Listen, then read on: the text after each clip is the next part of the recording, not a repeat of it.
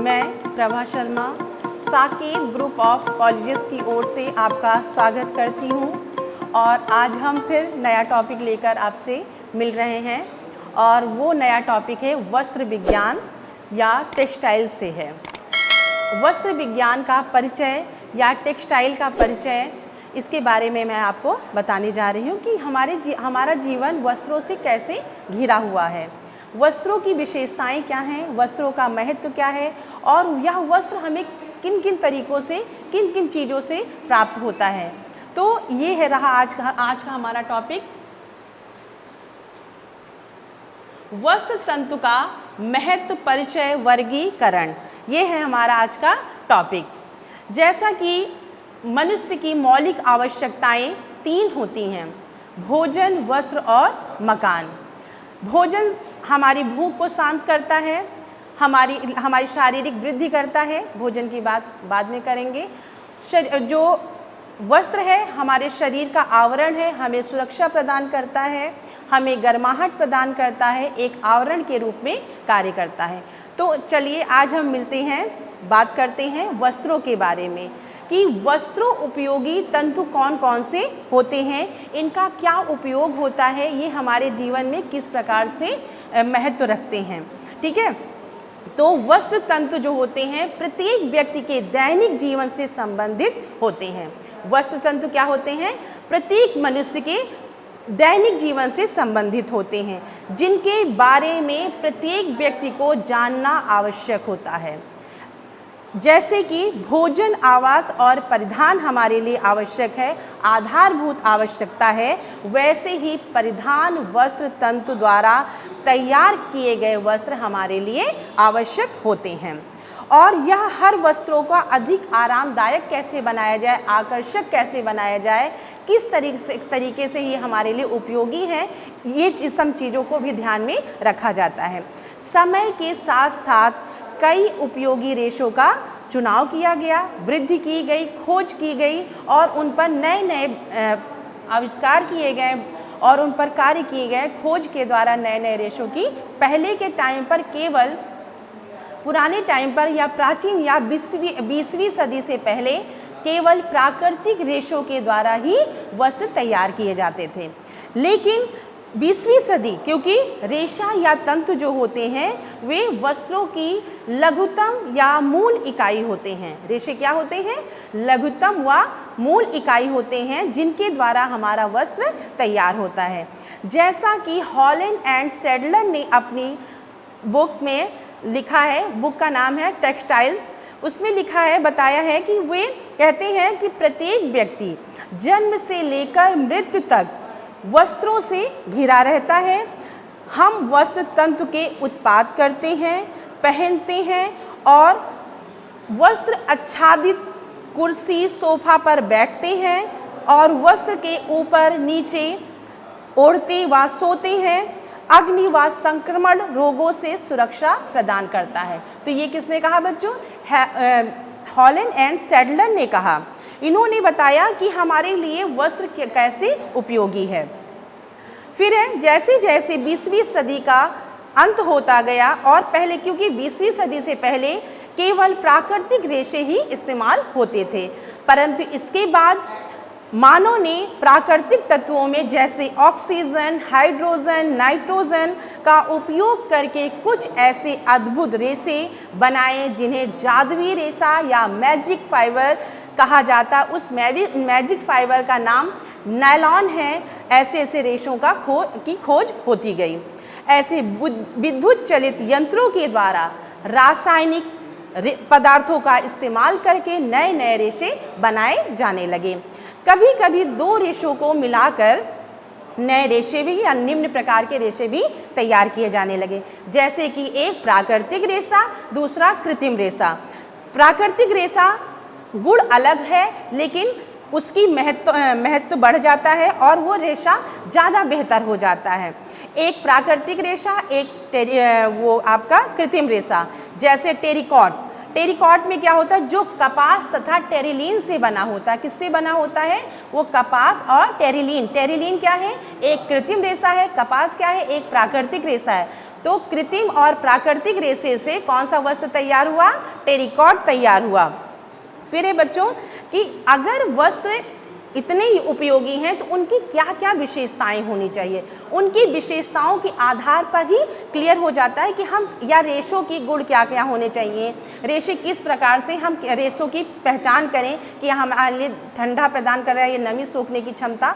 तो जो भी तंतु हमारे बीच में पाया जाता है, क्योंकि यह एक आधारीय सूक्ष्म इकाई है जिनमें वस्त्र निर्माण हेतु विभिन्न प्रकार की आवश्यक गुण विद्यमान होते हैं, जिनमें और यह कच्ची सामग्री के रूप में प्रयोग किया जाता है। किस सामग्री के रूप में, कच्ची सामग्री के रूप में, जिसकी लंबाई में डाटा मीटर भी कभी कभी छोटा पड़ जाता है। और तंतु एक कोमल लचीला बालों के समान महीन रेशा होता है या तंतु होता है, जिसे फाइबर कहते हैं। तो और यह रेशा जो होता है 4 अवस्थाओं से गुजरता है। कौन कौन सी अवस्थाएं, हमारी 4 अवस्थाएं हैं।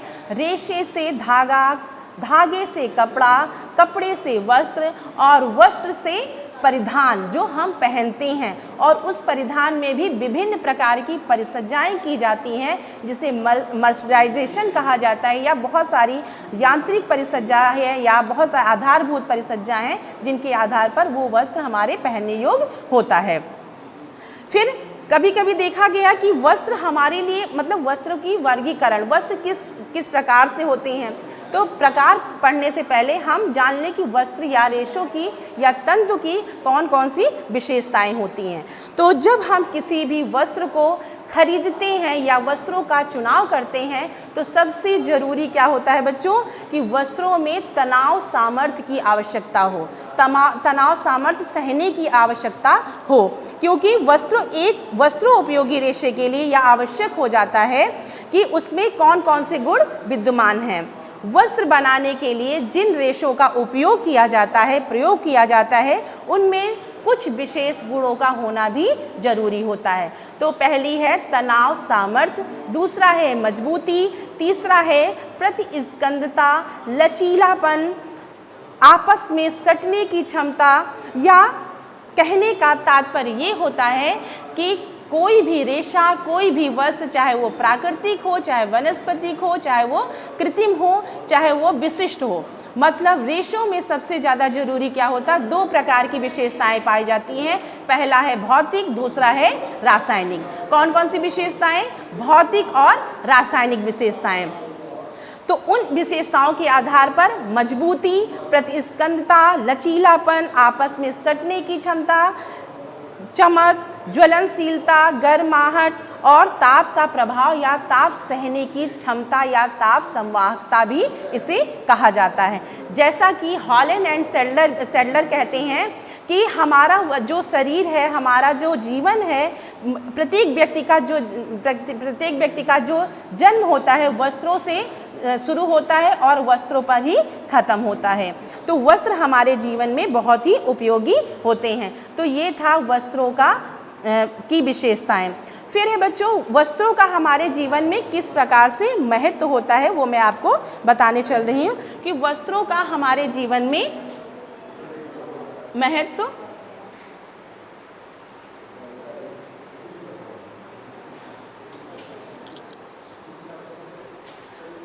वस्त्रों का वैसे देखा जाए तो हमारे जीवन में विशेष महत्व इसलिए है क्योंकि वस्त्र हमारे जीवन में बहुत ही सारे कार्य करते हैं। जैसा है कि शारीरिक सौंदर्य की वृद्धि करने में सहायक, दूसरा है पहचान बनाने में सहायक। एक व्यक्ति की पहचान उसके वस्त्र से, उसके आवरण से होती है। सामाजिक प्रतिष्ठा बढ़ाने में सहायक, शरीर का आवरण बनाने के लिए सहायक। मौसम से सुरक्षा, सर्दी गर्मी आदि मौसम से सुरक्षा कौन करता है, वस्त्र करते हैं। मनोवैज्ञानिक सुरक्षा और एक व्यक्तित्व के निर्माण में भी वस्त्रों का हमारे जीवन में विशेष महत्व होता है।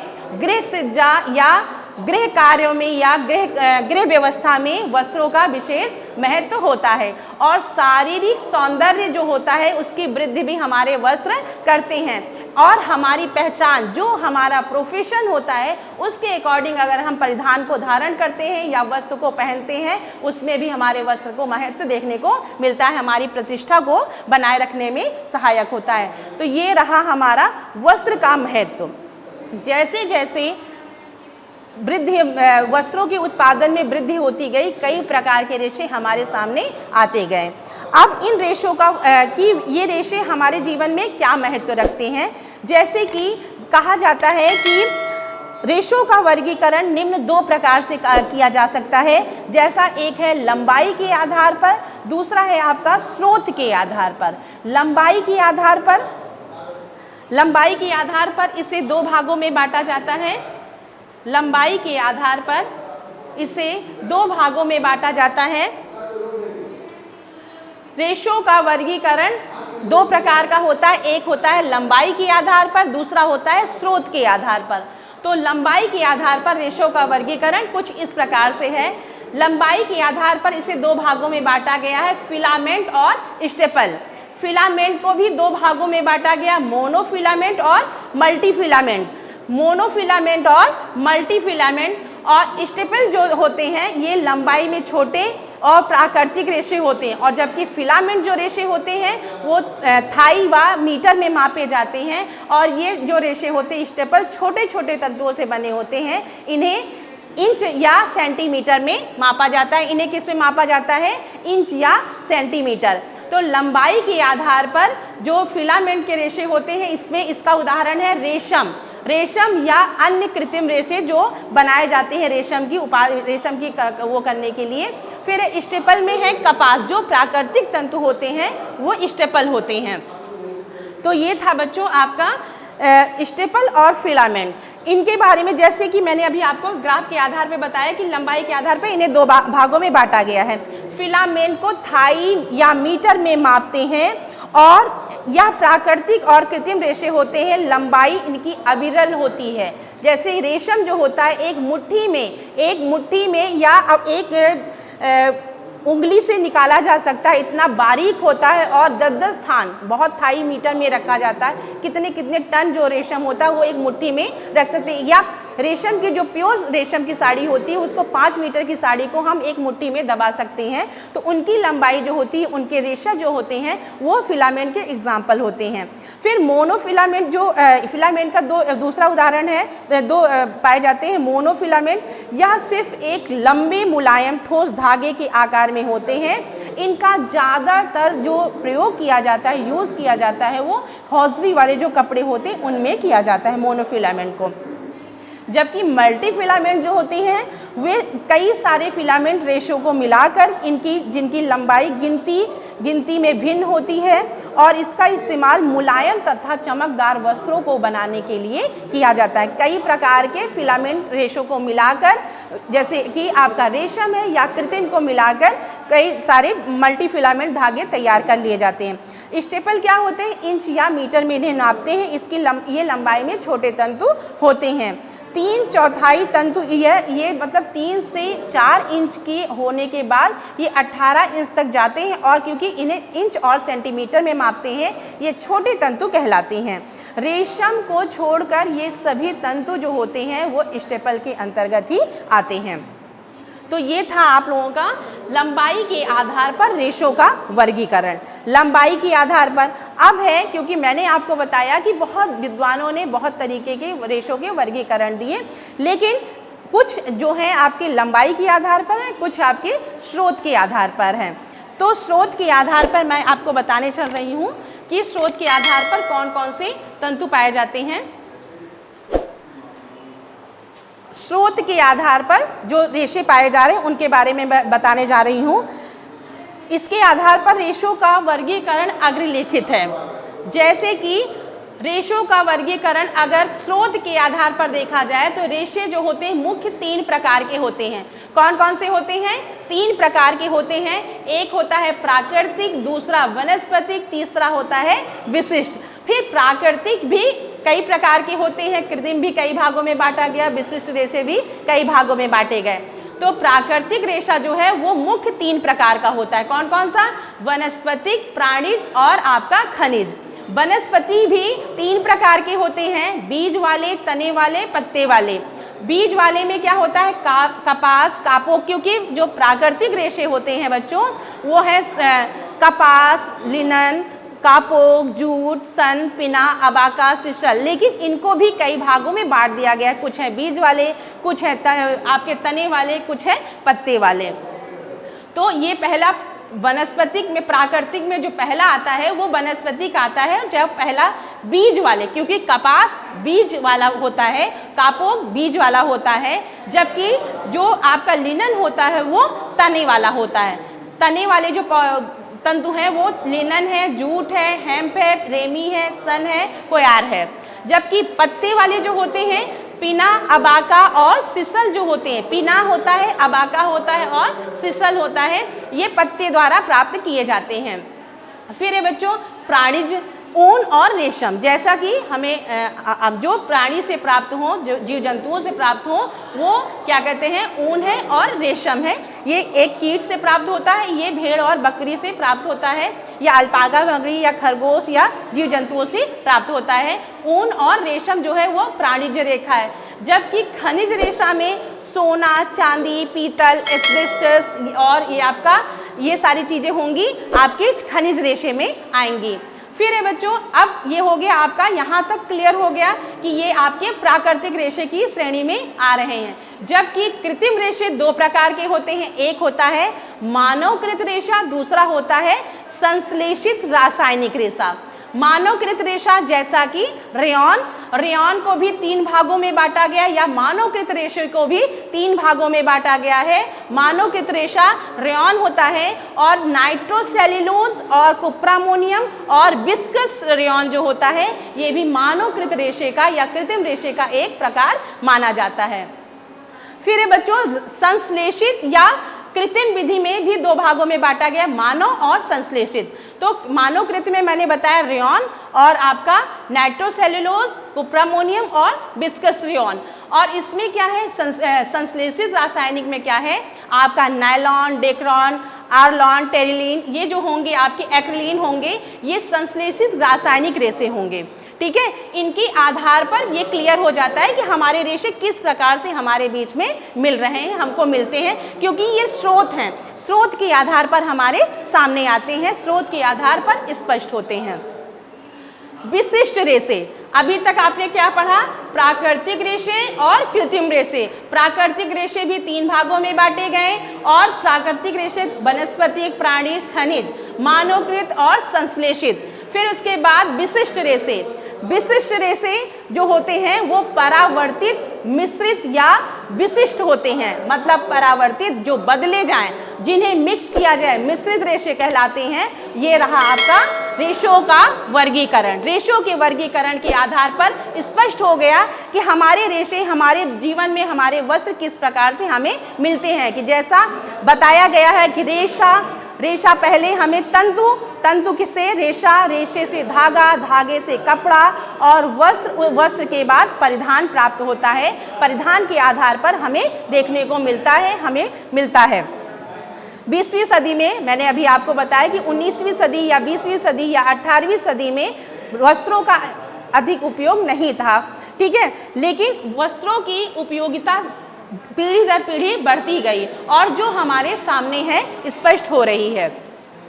तो बच्चों ये था आपका वनस्पतिक तंतु और जांतव तंतु, खनिज तंतु या आपका प्राकृतिक, कृत्रिम और विशिष्ट तंतु, जिनके आधार पर हम वस्त्र को धारण करते हैं, वस्त्र हमारे लिए उपयोगी होता है। तो ये था आपका, और वस्त्रों का हमारे जीवन में किस प्रकार से महत्व देखने को मिलता है ये भी मैंने आपको बताया। जैसा कि एक वस्त्र की सबसे बड़ी विशेषता क्या होती है कि वस्त्र तंतु हमारे जीवन की या हमारे वस्त्र जो होते हैं मूल इकाई होते हैं, लघुतम इकाई होते हैं, और ये हमारे जीवन में किस प्रकार से मिलते हैं। अभी आप लोगों ने देखा, वस्त्र को हम धारण कर लेते हैं और कभी कभी हम उसकी अच्छे तरीके से पहचान नहीं कर पाते हैं। तो उन पहचान को भी करने का तरीका ये होता है कि जैसे कि इन्होंने बताया कि संक्रमण को सहने की, किसने, हॉलैंड एंड सैडलर ने अपनी पुस्तक में बताया कि संक्रमण को सहने की या ख़त्म करने की क्षमता भी हमारे वस्त्रों में भी देखने को मिलती है। फिर है बच्चों कि वस्त्रों की, जैसे अभी मैंने बताया कि रासायनिक और भौतिक गुण होते हैं, तो रासायनिक गुण कौन कौन से होने चाहिए।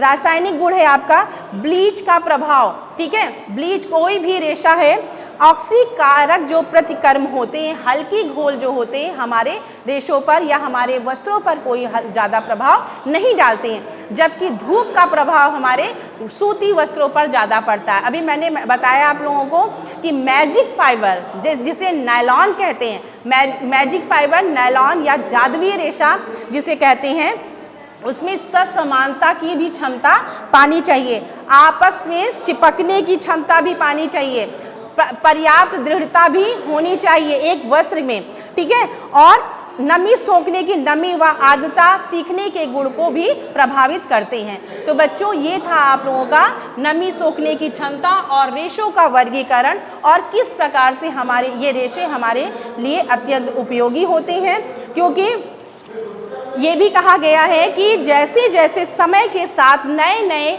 चीज़ों की खोज होती गई वैसे वैसे हमारे जीवन में वस्त्रों का उपयोग बढ़ता गया।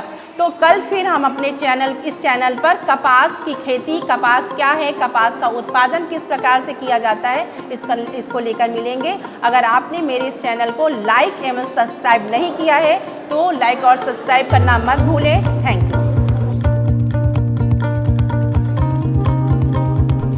इस वीडियो को अपने दोस्तों के साथ ज़रूर शेयर कीजिए। अगर इस टॉपिक पर आपके कोई भी क्वेश्चन है तो नीचे कमेंट करके पूछिए, हम उत्तर देने का प्रयास करेंगे। और अगर आपने अभी तक हमारे चैनल को सब्सक्राइब नहीं किया है तो तुरंत सब्सक्राइब करिए, साथ ही बेल आइकन पर क्लिक करें ताकि आगे आने वाले सभी वीडियो आप तक पहुंचते रहें और आप हमसे यूं ही जुड़ें।